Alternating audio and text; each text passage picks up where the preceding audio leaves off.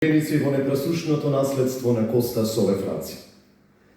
Прашањето што тлее во секое македонско срце, копнежот што не повикува да трагаме по суштината на Рациновиот гений, вечерва по 62 пат не собра овде во Рациновиот Велес, но во заеднички омаж за човекот што стана символ на македонскиот идентитет и на македонската интелектуална мисла.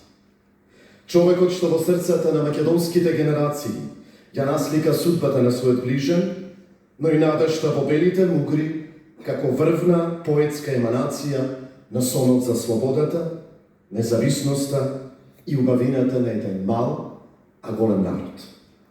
Токму овде, во вакачен универзумот, светлината одлучи да излее воскит што е возвиши македонската душа.